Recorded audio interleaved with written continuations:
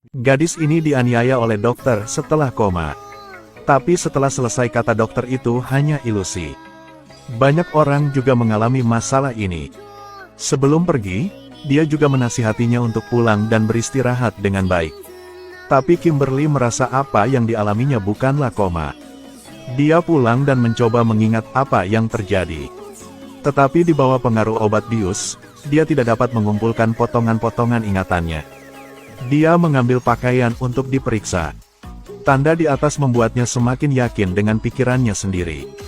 Dia tidak bisa membayangkan apa yang terjadi saat dia dalam keadaan koma. Jadi dia memutuskan untuk mengambil bukti dan pergi ke rumah sakit terbesar untuk memeriksanya. Kesimpulan itu membuatnya putus asa. Dokter mengatakan bahwa dia benar-benar berhubungan seks baru-baru ini. Kimberly segera memberitahu polisi. Tapi polisi mengatakan tidak menemukan jejak perlawanan di tubuh Kimberly. Bahkan tidak ada goresan. Jadi jika ingin menuntut Richard, membutuhkan lebih banyak bukti. Apalagi dia sudah lama bekerja di kota ini. Selalu bertingkah seperti pria yang baik, dan bahkan menjadi sukarelawan. Jadi tidak ada yang percaya bahwa dia melakukan tindakan seperti itu. Tetapi Kimberly berasumsi bahwa Richard telah memperhatikannya sejak lama. Kemarin dia bertengkar dengan pacarnya. Dan sembarangan memecahkan kaca dan melukai tangan. Tak disangka, karena itu, jatuh ke tangan iblis. Adegan menakutkan terus bermunculan di atas kepalanya. Di bawah kegigihan Kimberly, Sheriff akhirnya menerima penyelidikan tersebut. Kimberly baru saja pulang dan berlari ke kamar mandi. Jelas bahwa dia adalah korbannya, tetapi sekarang polisi tidak mempercayai dia. Dia mencoba membersihkan tubuhnya. Namun air dingin hanya bisa menghilangkan noda di tubuh. Tapi adegan menakutkan itu masih belum hilang. Di sisi lain polisi pergi ke klinik Richard. Setelah menceritakan alasan datang ke sini, Richard sangat terkejut. Ini adalah pertama kalinya dia mengalami ini sejak karirnya. Untuk mengoordinasikan penyelidikan, Richard menceritakan kejadian yang terjadi malam itu. Ternyata malam itu dia sedang memeriksa seorang pria yang terluka. Tidak berharap Kimberly tiba-tiba berlari dan membuat kekacauan sekarang. Membuat dokter memeriksa dia terlebih dahulu. Karena tidak ingin mempengaruhi pasien lain, Richard harus membawanya ke ruang operasi. Karena Kimberly sangat gugup, dia memberinya suntikan anestesi. Siapa yang mengira ini akan menjadi seperti ini? Ketika polisi meminta Richard untuk mengoordinasikan tes DNA, dia menggunakan alasan memiliki pasien dan menelepon polisi untuk datang nanti. Kemudian polisi menyelidiki perawat di rumah sakit. Dan mengkonfirmasi kata-kata Richard. Belajar dari rekan kerja Kimberly. Malam itu dia bertengkar dengan pacarnya dan melukai tangannya. Luka di dahi pacarnya membuktikan bahwa Richard tidak berbohong. Pada saat dia kembali ke rumah sakit, segera Richard telah menyiapkan tabung darah. Dan biarkan perawat memakainya. Lalu berikan ke polisi. Maaf tapi saya harus ada di sana saat Anda mengambil darah. Mungkinkah Anda tidak mempercayai dokter di rumah sakit Anda? Begitu saja, Richard sukses di mata polisi. Kalian tahu apa hasilnya? Setelah dilakukan pengujian ditemukan bahwa DNA dalam tubuh Kimberly bukanlah milik dokter. Hasil ini baik dalam harapan semua orang. Jadi polisi pergi menemui Kimberly ketika dia mengantar putrinya ke sekolah. Dan mengumumkan hasilnya di depan semua orang. Ini membuat Kimberly sangat marah. Dia tidak mengerti. Yang jelas jadi korban sekarang dicemooh seperti ini. Karena untuk membuktikan diri sendiri murni. Kimberly yang marah lari ke kantor polisi. Dia tidak percaya hasil tes. Bahkan menyatakan keraguan dengan cara kerja polisi lainnya. Sheriff juga sedikit curiga. Jadi menelepon rekan secara langsung. Bisakah Anda memberi saya nama perawat yang mengambil darah? Saya tiba-tiba lupa. Dia memiliki klinik dengan mesin terbaik di kota. Jadi dokter menyiapkan tabung darah untuk saya. Oh, sudah siap dari sebelumnya. Kau gila. Kimberly, mengapa kamu mencoba mendorong orang yang begitu baik ke dalam lumpur? Kimberly sangat kesal dengan cara kerja polisi. Sheriff harus datang mencari Richard sendiri. Dan memintanya untuk menguji denanya lagi. Pantas saja dia langsung setuju. dan biarkan perawat mengambil darahnya sendiri di depan polisi. Yang tidak diharapkan siapapun adalah Richard melakukan beberapa trik kecil ketika perawat hendak mengambil darah. Begitu saja, perawat mengisi tabung darah. Lalu Richard pergi menemui Kimberly lagi. Dan dengan menyedihkan memintanya untuk berhenti mengganggu. Dengan cepat semua orang tahu ini. Mereka semua mengira Kimberly adalah wanita jahat. Cerita ini juga telah diposting online. Sangat cepat hasilnya tersedia. Di luar dugaan, DNA di tubuh Kimberly masih bukan milik seorang dokter. Tapi semua orang lupa satu hal. DNA Richard kali ini dan terakhir kali tidak sama. Sekarang bahkan Sheriff tidak mempercayai Kimberly. Dia menyaksikan seluruh proses pengambilan darah. Hasil ini menunjukkan bahwa Kimberly berbohong. Jika dia terus mengganggu mereka seperti itu, mereka akan menangkapnya karena menghentikan tugas polisi. Kimberly akhirnya menjadi penjahat di mata semua orang. Dia juga kehilangan pekerjaannya setelah waktu ini. Dia kehilangan akal sehatnya dan pergi ke rumah sakit. Baru setelah pembayaran dilakukan, dia menyadari, bahkan hidup sekarang adalah masalah. Melihat mata kebencian semua orang, Kimberly dengan marah meninggalkan rumah sakit. Dia mengunci diri di kamar tidurnya. Siksaan fisik dan mental membuatnya putus asa. Ayah karena cinta pada putrinya memutuskan untuk membawanya pergi dari tempat yang menyakitkan ini. Ke lingkungan baru. Kimberly mulai menerima terapi. Tapi lukanya masih belum sembuh. Dia masih ingat apa yang terjadi malam itu. Saat iblis menyuntiknya dengan obat bius. Tidak.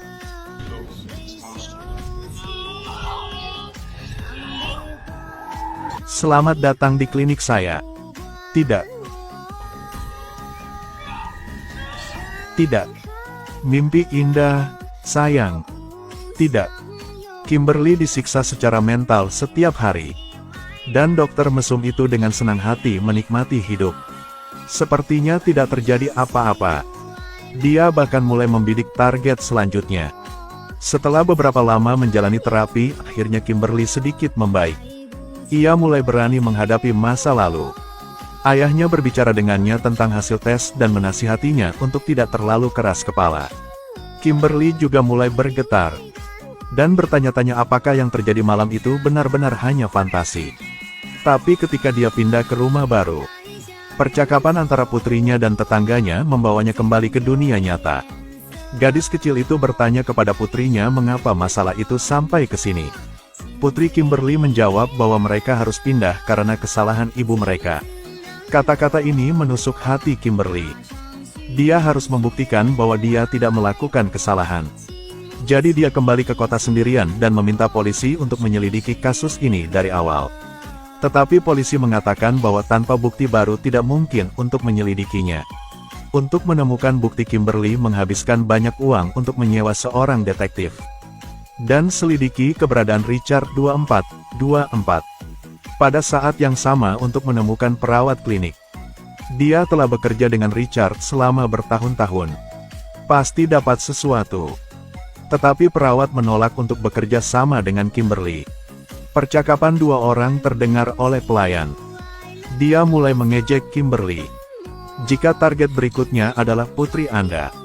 Atau saudara kau. Lalu kau akan omong apa?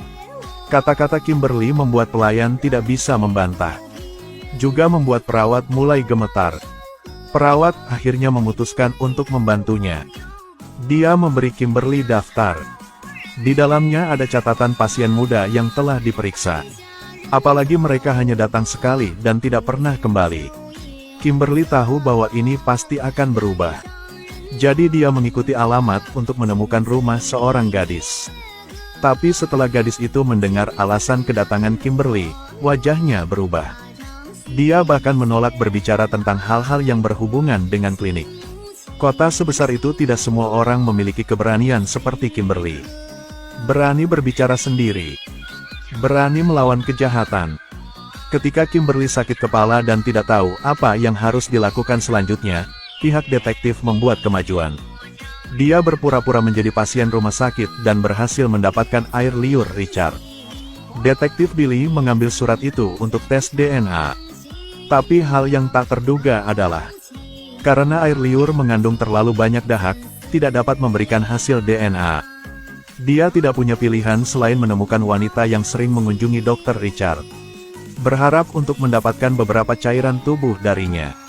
Tapi dia tidak mau bekerja sama dengannya.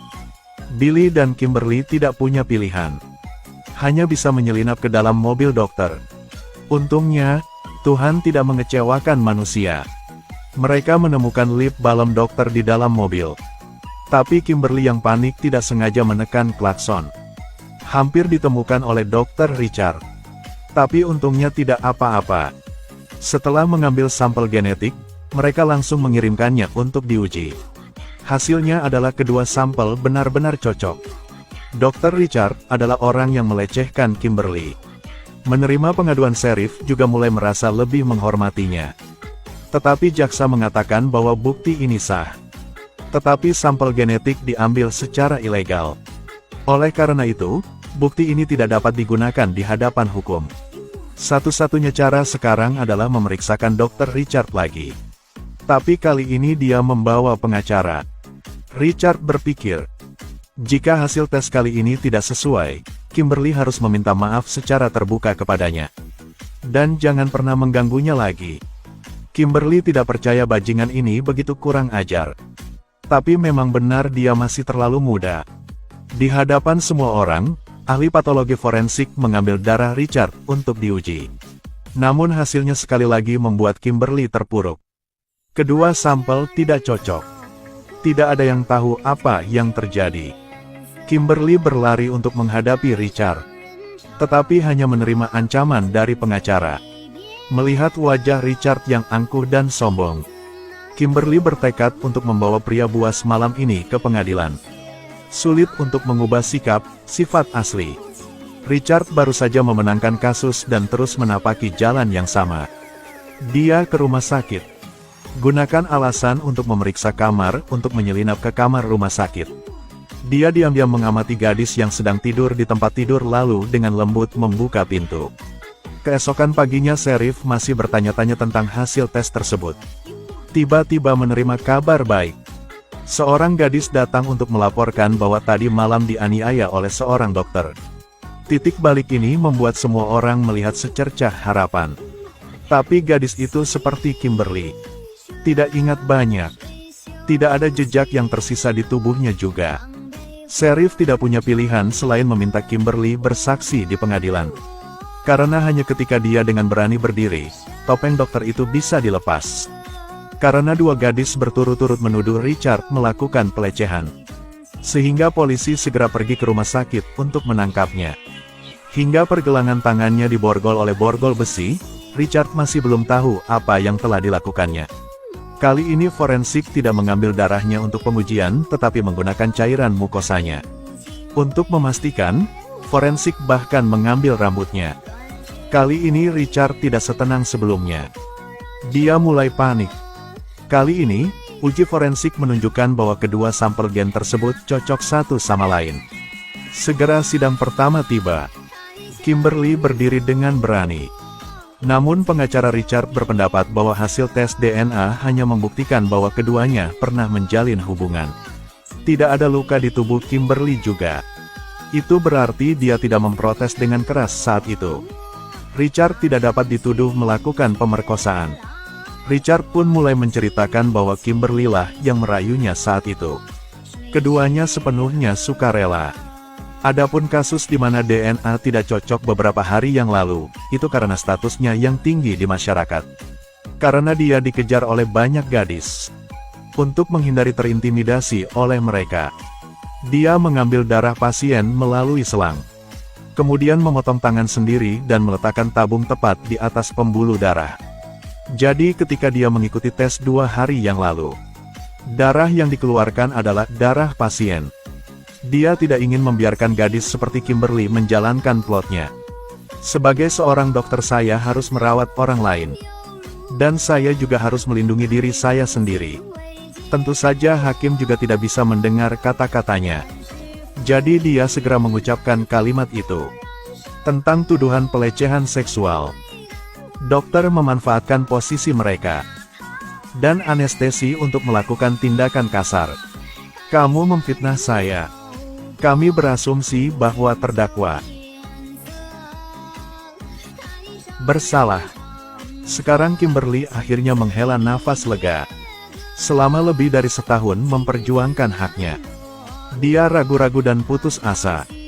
Tapi berkat usaha terus-menerus, dia membuat manusia buas malam itu menghadapi hukuman yang tepat. Film ini berdasarkan kisah nyata. Semoga semua gadis yang telah dilecehkan dapat dengan berani melawan para pelaku.